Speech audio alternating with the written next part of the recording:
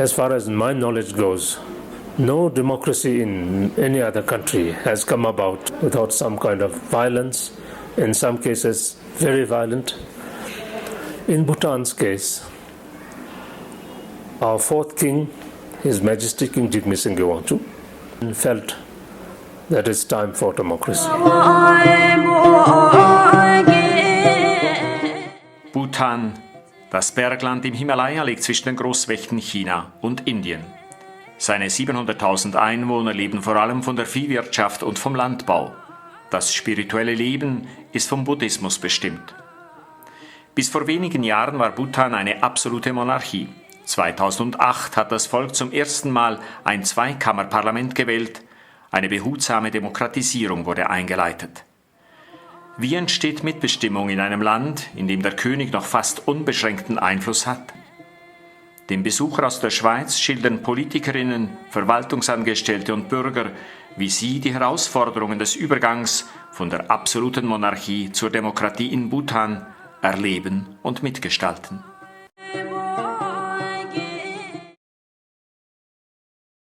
(2003) hatte König Jigme Singye Wangchuck die Ausarbeitung einer neuen Verfassung veranlasst. 2007 wurde erstmals ein Oberhaus mit 25 Mitgliedern gewählt und 2008 kam das Unterhaus mit 47 Mitgliedern dazu. Das Oberhaus entspricht dem Schweizerischen Ständerat, das Unterhaus dem Nationalrat.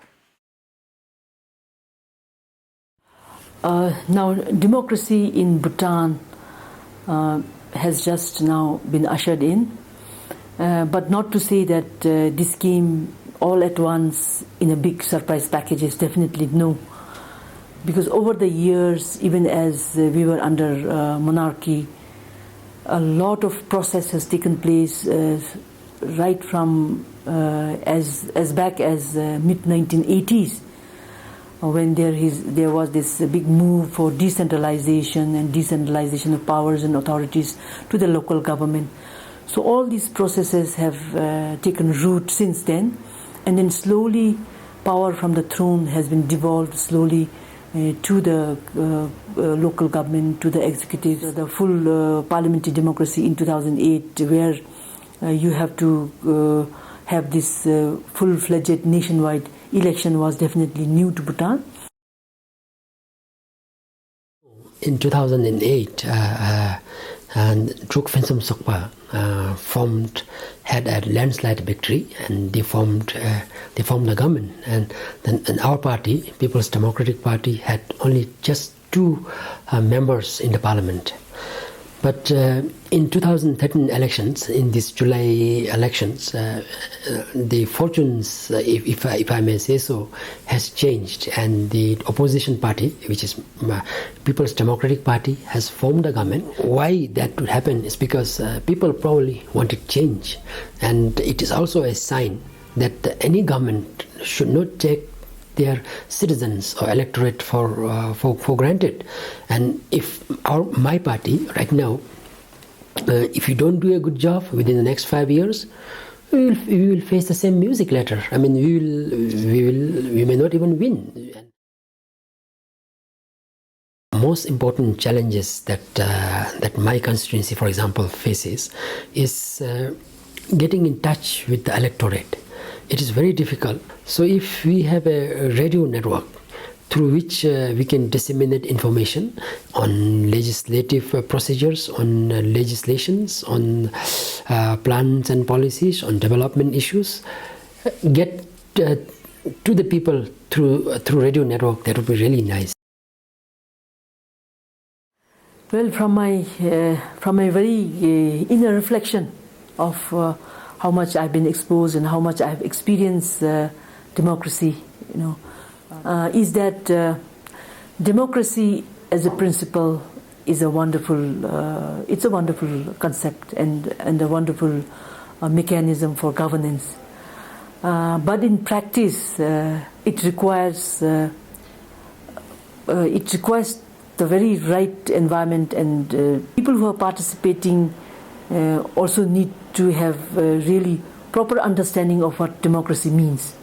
And I also believe that it does require a lot of education, a lot of exposure, and a lot of thinking beyond self. Unless you have that kind of people participating, this democracy is going to be not easy. It's definitely not an easy journey.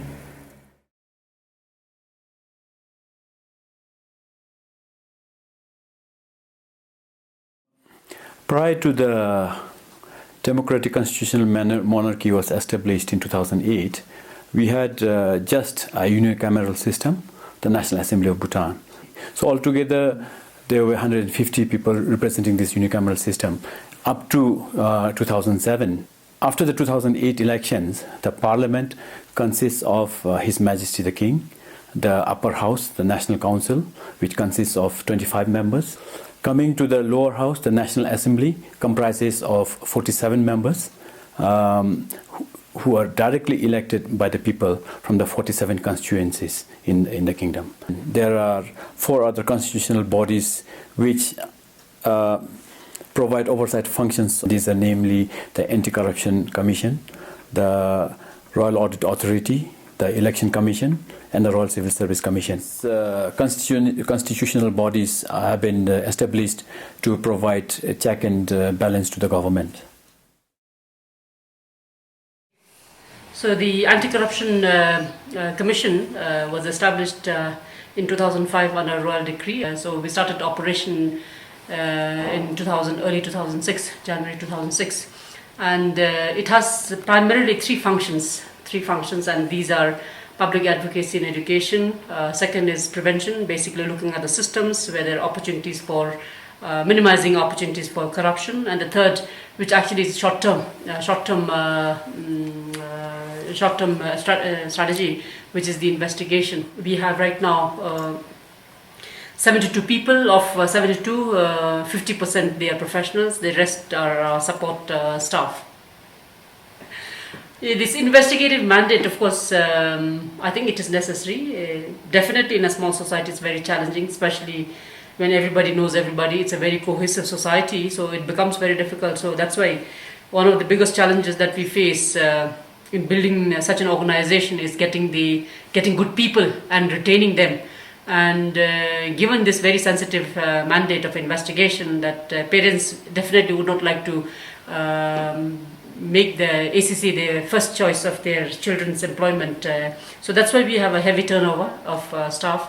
And over the last 8 years, we've done quite a lot of work, whether it's to do with prevention, public education, or investigation. Over 100 cases we've investigated, and our conviction rate is also very high, 96% or so.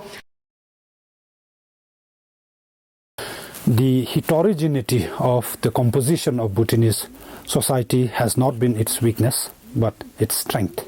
And therefore, as I mentioned in the beginning, the nature of representation, particularly in the National Council, although administrative by its outlook, is actually a representation of ethno-linguistic lines as well.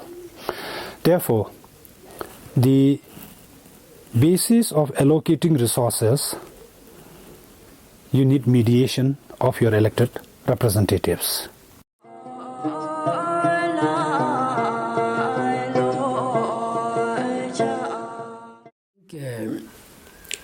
I personally think that for democracy to work in any country, I think it has to first work at the local levels, local government levels. And in Bhutan, we have been very lucky to have visionary kings. Our fourth king has actually started decentralization, giving power to the people since the early 80s. That is when the power was devolved to the Dzongkhaks, that's the district, and in the 90s the power was given to this block development. So and the decentralization has been a slow and planned process. It wasn't just it didn't just come. But now with after the first general election in 2008, decentralization is a very serious concern. It's a serious for any government. I am the GUP of Lunigyo under Dzongkhak. Back in 2011, I stood as a candidate for Lunigyo constituency. There's a block, and I got elected and my term is for 5 years. Yeah. According to the constitution of Bhutan, any local government head cannot be affiliated with parties, which means as a head of the local government, we are more or less apolitical.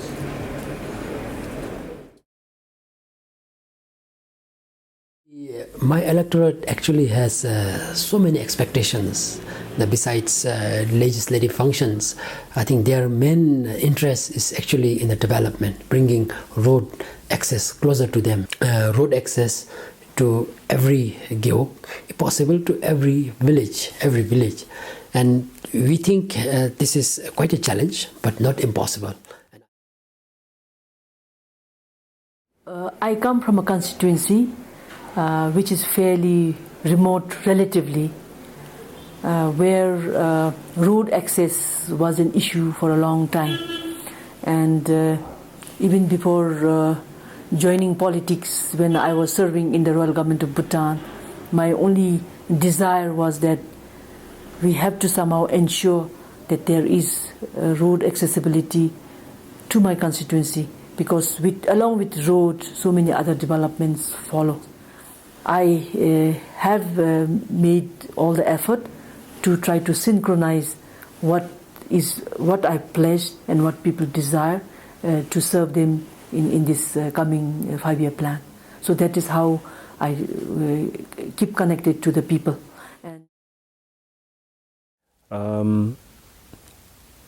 I believe engagement of the local people has greatly enhanced accountability.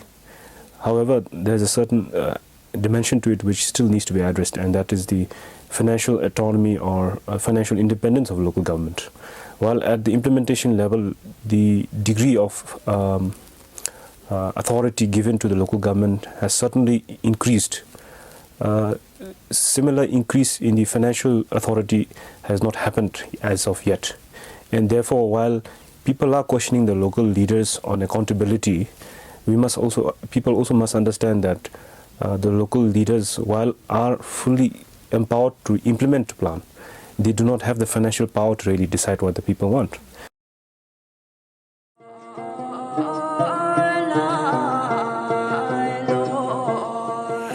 Democracy is all about accountability. And if a party which has been elected is not able to fulfill the pledges it made, then obviously the electors, the people, will have to change the government. And I guess without it, then there is the essence of democracy is lost. In the end, we all want to do what is best for the country, whichever party they are. It's only that they have different ways of doing it. But one thing that in the democratic process that I find rather unsettling is that parties can go on making all kinds of pledges just so that they can win the hearts of the people.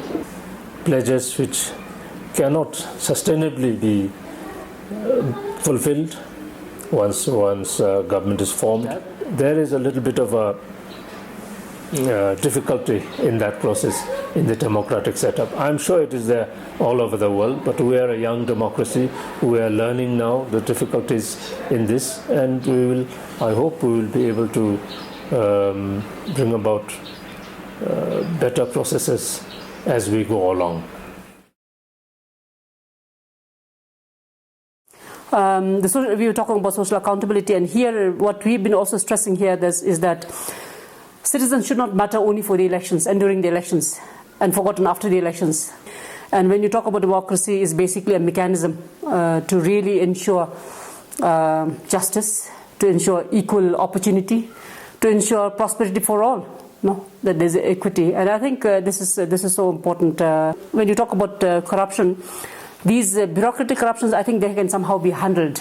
No, but perhaps the bigger form of corruption, which will emerge in future, and which we need to be proactive in addressing these larger forms of corruption, is the electoral corruption, political corruption. You know, for example, when you talk about political corruption or electoral corruption, political financing, is a huge issue everywhere, even in your country. Not only in developing countries like Bhutan, but even in America, even in Europe, developed countries. It's a very important issue. The code of conduct of the parliamentarians, the candidates, the political parties. These are the larger issues that we need to address and put in place the mechanisms to minimize such opportunities, and again, once again, educating the citizens. So it's very important that the government that comes to power, that they invest resources in building this capacity. How can they responsibly partake in the governance? And they must, and without fear. That they should not fear of any retribution, because at the end of the day, the resources, whatever the governance system, is meant for the people. And social accountability, it doesn't necessarily mean using tools to demand accountability, but also building the capacity of the citizens in deciding on their budget. Where are they going to use this? Where are they going to allocate the funds? And also tracking expenditure. How is the money being used? So good governance, I cannot emphasize enough that it is one of the most important aspects of a nation.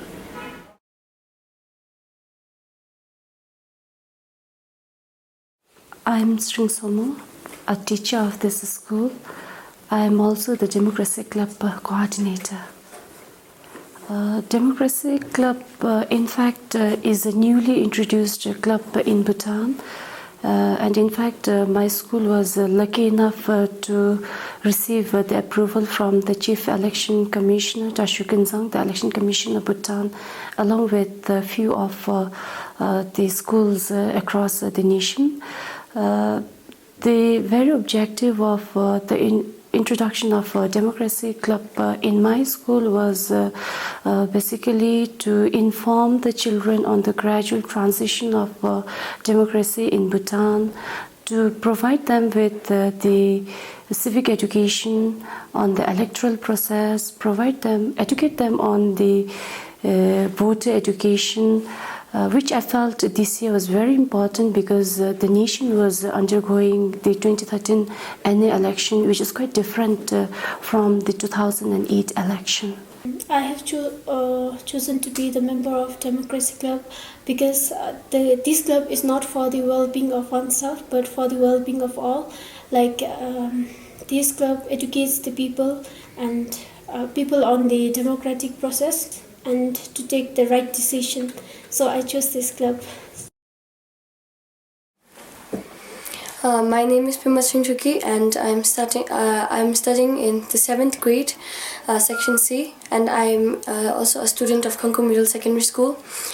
Like my friend Srin Bida, I've also joined this club to know more about the democratic system in our country, since I have very little knowledge on this, and also the politics also, it's very puzzling, that it's a complicated case. So I thought that by joining the Democracy Club, I might be able to fulfill my desire to know about democracy, the political system.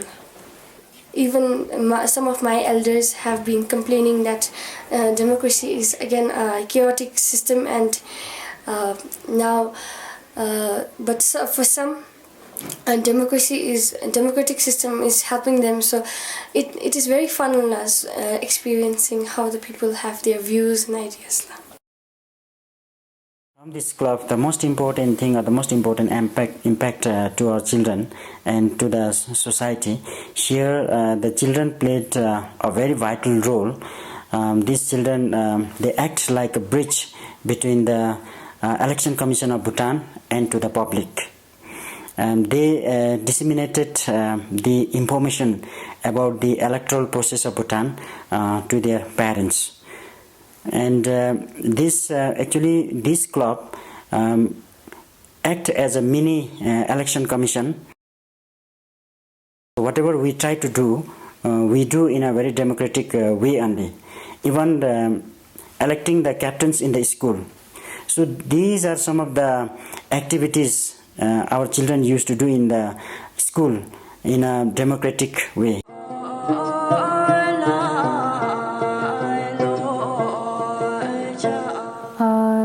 The democratic process itself is very new in our country, and that must be probably the reason why we have less number of women parliamentarians. And one reason would be like we have no role models till this year, and this year we are having a lady minister, and then now she will serve as a role model for all the women in our country. I feel very happy and privileged to be the member of parliament. I feel fortunate to be one of four. We have 4 of us in the parliament.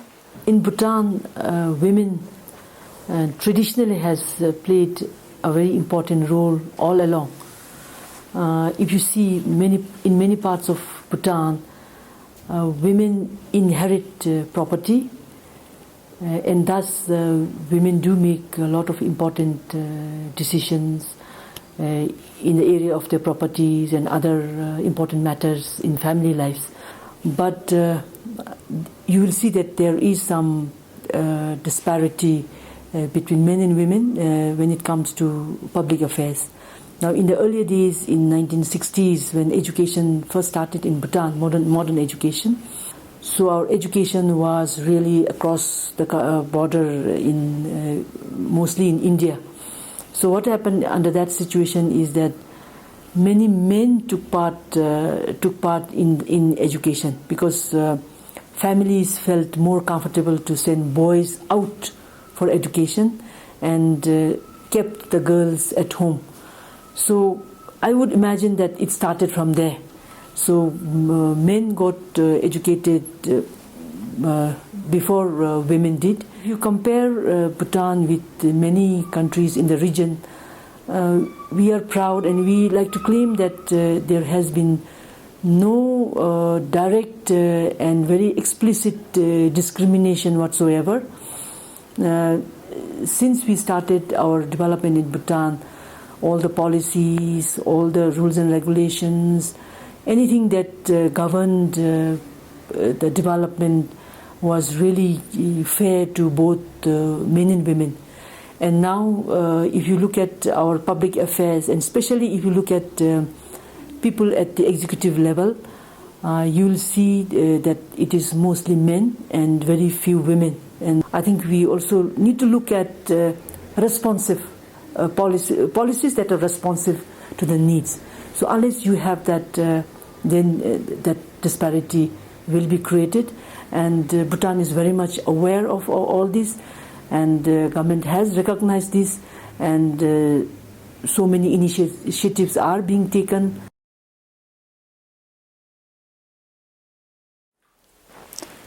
We have 205 local governments, and out of that 205, we have one lady representative. And then to encourage more ladies to participate in 2016 local elections, the committee, Women and Children Committee, is trying to come up with awareness programs, and then we wanted to give orientation for the women to easily participate in the local elections. In our democracy club, we have no boys, but there are 18 members who are all girls. I think boys don't have much interest in what's happening around them, because I think that from my viewpoint, boys are a little bit backward in what we girls know about the goings on in the country and everything, the changes happening in our environment. Like, they're only concerned about what's going on in their own world.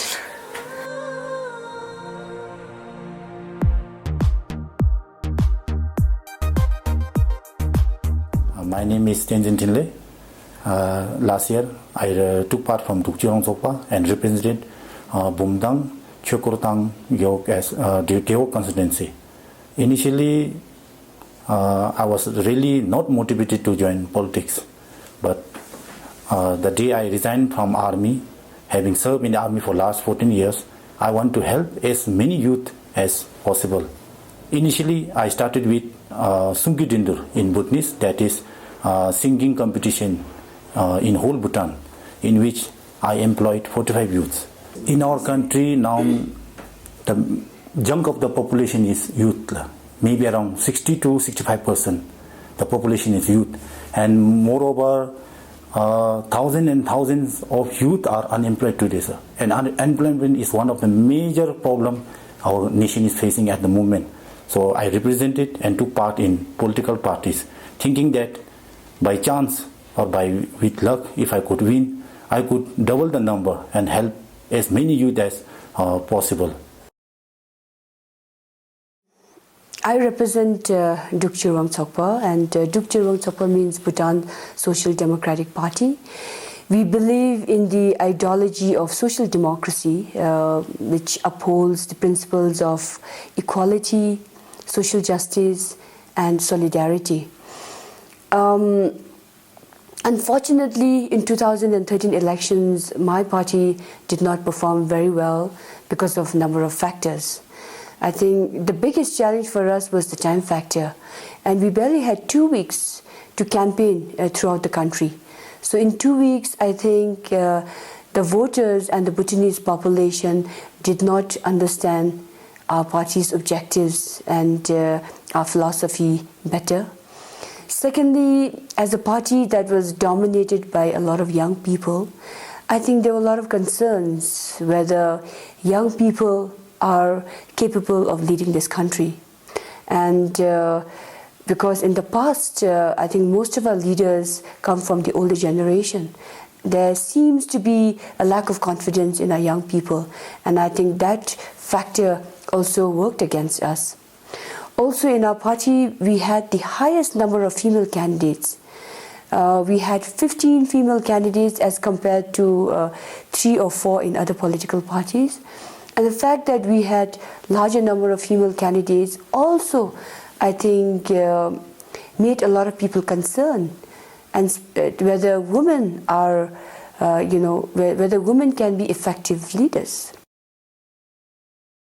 I have been joining politics because there are so many areas where I thought that I should be helping the people in my own way, along with the government people, so the people back at home, they get benefited, to bring the developmental activities, because in my district I see that it is one of the least developed district. So because of that, like there had been around 5 parties in Bhutan, and looking at all the people, the participants from different parties, I found that I'm also equally more capable than them. So I thought, why not take a chance and prove my capability. Went for camping and I did a good job. And I thought Chirwang would be the best place for me because I personally feel that I'm a mature lady. If you want to address the youth problem, we need to tackle the root cause by just providing them with employment, by just providing them with some incentives. Today, I think, is not going to solve the problem. We need to have policies, long-term, short-term policies to address those youth-related problems. And if we address that, a large number of social problems that we have in our, especially in the capital today, would get addressed, such as robbery, crime, rape, prostitution. I think it's all interconnected. The root causes is, number one, I think it's got to do a lot with our education sector. At the moment, we have an education system that does not encourage analytical and creative thinking. So we have a lot of young people graduating from colleges, And after graduation, everybody is expected to find a job in the government or find a job in the private sector. So we do not have diversity of talents. And I think we can very effectively, create an environment or create an education system which encourages more diversity. Not everybody should be expected to graduate from a regular college. We need to create a lot of opportunities for people who are either interested in music, in arts, in other creative field, in writing, so that right from very young age, different people are groomed in different professional field depending on their talent, depending on their capacity, and depending on their interests. For me, 25 is not so young, but still some of the people in Bhutan, they think that 25 is a very young age. But in a case like if we don't marry at 25, then some people say that 25, you have grown so old, but you didn't marry as of now. And being in politics at 25, they say everything is young.